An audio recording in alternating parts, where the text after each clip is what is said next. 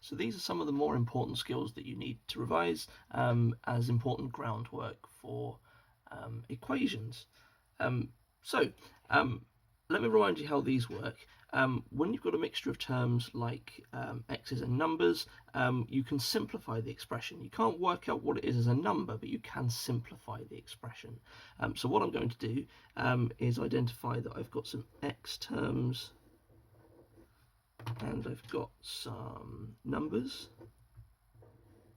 In a different question, you might have x's and y's, you might have a's and b's. Here I've got some x's and some numbers, and then I just work out the two questions like separately. So in orange, I've got to do 4x plus 10x. That's also known as 14x. And in green, I've got to do positive 6 plus another 1. 6 plus 1 is 7, positive 7, so I write plus 7. That one's quite easy because they're all positive. It gets a little bit harder when there's negatives involved. So in the same way again, I will say I've got some x's and I've got some numbers. Notice how when I put the bubbles around, I always include the sign on the left. Always include the sign on the left. So I've got two questions here. 5x, take away 4x. That's 1x. You can write 1x, but we typically write 1x as just 1x like that without the 1. But you can write a 1 in front of it if you want to. And then I've also got in green 8 plus 2. Well, 8 plus 2 is positive 10, so I write plus 10. Okay, for the next one, I've got some y's and some numbers. So 6y and 2y. The numbers, they're both negative. Okay, so a bit harder because you've got to deal with the negative numbers. Remember how that works. Okay, for the orange question then, I've got to do 6y plus 2y. Hopefully you can see now why it was really important that I drew the bubble around so that I included the sign on the left, because that minus sign is not controlling the y's at all. So 6y add 2y is 8y, positive 8y. And the question in green, it's saying we'll start with the number minus 5 and then take away another 1. You should get minus 6. Okay, minus 5, take away another 1 is minus 6. There's no reason why you can't use a calculator to help you today, because I'm not trying to revise negative numbers as such. My focus is something else really. So if you get confused and you can't remember what minus 5 take away 1 is, you can type it in. Now the number for the button for typing in negative numbers is actually that one there. That's the button you use for minus. So this is the number minus 5 being typed in, and then I was taking away the number 1. So I used that for the minus, but I used that for takeaway. And you can see on the screen actually that they are slightly different, because the minus sign for negative numbers is quite short and the takeaway sign is a bit longer. But it does give you the correct answer of minus 6.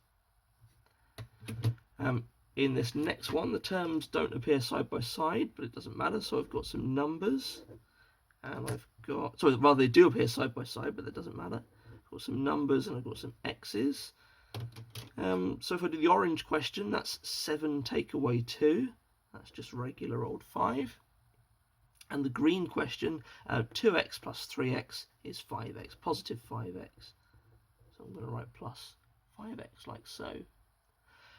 When it comes to brackets, we can expand those, and the method we learned was to do the thing that's on the outside multiplied by what's on the inside. So 3 times x is just written as 3x, and 3 times 6 is 18. I also need to do 2 times x, which is positive 2x. 2 times minus 3 is minus 6. I'll now treat it like a question we had before, where I say, okay, we've got some x terms and we've got some numbers.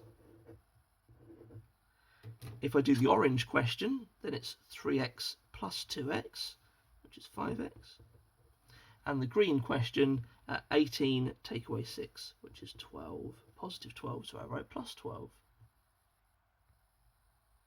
Now in these questions, this is the exact same topic, but I'm presenting it in a slightly different way. I'm giving you a table, and I'm saying, suppose you started with this thing, and then you did this thing, what would you end up with? So if you started off with 4 x's and a 2, you added 3 more x's, what would you end up with? It's exactly the same as what we were doing before. You can sort of collect them together in the same kind of way. In fact, you could just ignore all of this sort of space here and read it as 4x plus 2 plus 3x, collect the x's together in the normal way. But it's also worth thinking about slightly differently. If you add or subtract x's, that will affect the total number of x's that are in your final answer, but it won't affect any of the other terms. And in the same way, if I take away 4, that will affect the numbers, but it won't affect how many x's there are. So let's go through these examples. If I start with 4x add 2 and I add 3 more x's, that is a total of 7 x's, but it doesn't affect the 2's. So I've now got 7 x's and a 2. Down here, if I've got 5x and 7, but then I take off the 4 is going to come off this 7 and it won't affect the 5x's at all. So I'm still going to have 5x's in my answer, but 7 take away 4 is 3, positive 3, so I write plus 3. If I start with this, 10x take 1, and I add another 6, that's not going to affect the x's. I'm still going to have all 10 x's that I started with. But minus 1 add 6 is 5. Okay, minus 1 add 6 is 5, or you could do 6 take away 1, it's the same thing, it's still positive 5. I hope you can see so far this is identical to what you were doing before. These are the same type of questions, it's still collecting like terms, exactly the same maths as before, but it's just presented slightly differently. Okay, here I'm going to do 2 things. I'm going to start with 3x take 2, I want to add 6x, and I also want to add 10. Maybe it's helpful to do this kind of thing. You could have done this on the previous ones if you wanted to. There's no reason why not. So when you do the orange question, 3x plus 6x, that gives you 9x, positive 9x. And when you do the green question, minus 2 add 10, that gives you 8, positive 8. So I'm not going to draw any more bubbles, but you can. You could have done that on all of them. Okay. 6x add 3 is what I start with, and then I end up with 9x and 3. So what's happened? Well, notice how the number has stayed the same, so I didn't do anything with numbers. I didn't just add or subtract a number, but the amount of x's has gone up. Okay, it's gone from 6x up to 9x, so we've gained 3 more x's. I must have done add 3x as my operation. When comparing these, notice that they've got 12x in both, but we've gone from 5 up to 6. We've just added 1, haven't we? That's all that's happened. Just 1 has been added, that's all. For the next one, a couple of things have happened here because the x's are not the same, and nor are the numbers. So let's think about what's happened. We've gone from 3x up to 5x, so it's 2 more x's. But to get from 8 to minus 1, we must have taken off 9. Okay, because 8 take away 8 is 0, 8 take away 9 is minus 1. So we've added 2 more x's to go from 3x to 5x, but we've also taken off 9 to go from 8 down to minus 1. 3x plus 2x is 5x, and 8 take away 9 is minus 1. For these, I know what the end result is, and I know what I did. I've got to try and figure out what I had to start with. The operation was taking away numbers, so that won't affect the x's. So if I end up with 3 x's, I must have started with 3 x's. That doesn't change how many there are. So there must have been 3 x's to begin with, because taking away a number doesn't affect it. Now, what do you take 5 from to end up with 9? That's 14.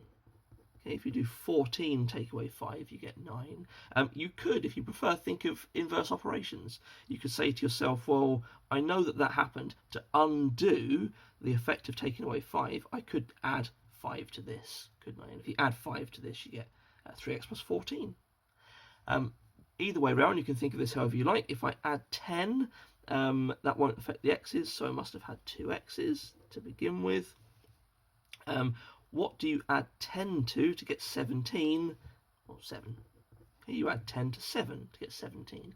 Alternatively, you could look at this and think, well, okay, to work backwards, to get back to where I started, I need to undo this. The opposite of adding 10 is taking away 10. 17 take away 10 gives me 7. So you could think of it either way around. Just look at it and write down the answer because you recognise it, or you could actually think of inverse operations. Right, finally, I need to fill in what's actually happened. So I start with 7x add 2, and I end up with just 7x. Well, the 2's gone. I must have taken away 2. I used to have 5x take 3. Now I've got 5x. So to get from minus 3 up to nothing, I must have added 3. Okay, minus 3 add 3 is nothing. And that doesn't affect the x's, of course. Whereas down here, for this last one, there's a 9 in both the beginning and the end expressions, but the 12x's have gone. Notice how I used to have 12x's, now I don't. There's no x's in. The x's must have been taken off. Okay, all of the x's have gone, so I must have been doing take away 12x. Okay, for the last little bit of the video, I want us to think about the equals sign. I've talked about the equals sign before, and actually you were quite good at this, but there are some common mistakes that people make with the equals sign. What's really, really important about the equals sign is it doesn't mean like the English phrase "and the answer is." Okay, so sometimes people misinterpret the equals sign as being like you have a question on one side and the answer on the other side. That's not what it means. It doesn't mean work out. So this is not the same as saying work out what 4 plus 2 is. Simply put, the equals sign tells you when two things are the same. I could have a question and an answer, so I could write 6 over here. But actually, you could write another question if you wanted to. You could say that's the same as 3 plus 3, or that's the same as 3 times 2, or that's the same as 1 plus 5. All of these would be true. Okay, 4 plus 2 is indeed equal to 3 plus 3. 4 plus 2 is equal to 3 times 2. 4 plus 2 is equal to 1 plus 5. I could have some really complicated expressions on both sides. The equals sign simply tells you when two things have the same value. It is not telling you that there's a question on one side and an answer on the other side. That's important because if you have a sort of fill in the blanks type exercise like this, there's no need to sort of to do 12 plus 5 is 17 and blah blah blah. You could do it in your head, I suppose, but we're just trying to make the things on both sides the same. You have a number of ways of thinking about it. You could work that out and know that it's 17, and then you know that the thing that you add to 10 to get 17 is 7, so you could do it like that. Or alternatively, you could say to yourself, well, okay, 10 is 2 less than 12, so I need 2 more to make it the same.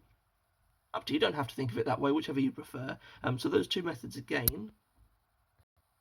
So you could either say that this is 17 by actually working out like an answer, and then you know that the thing you add to 10 to get 17 is 7. Or alternatively, you could compare both sides. You could say, well, look, the thing I start with is 2 less over here, isn't it? 10 is 2 less than 12. So if you want to end up with the same final answer, you'd need 2 more. Okay, 10 is 2 less than 12, and 7 is 2 more than 5. Therefore, they balance out now. One of those might be more confusing than the other. It's up to you. Either way, I don't mind. Down here, I've got a subtraction. One way you could say, well, 7 take 4 is 3. I'm trying to end up with 3. So what do you take from 8 to end up with 3? That's 5, isn't it? 8 take 5 is 3. Alternatively, you could compare the sides, and you could say, well, the difference between 7 and 4. Well, the thing I start with, that's gone up by 1, so this would also have to go up by 1 if I want to keep the difference to be the same. So a little bit of work on the equals sign as well.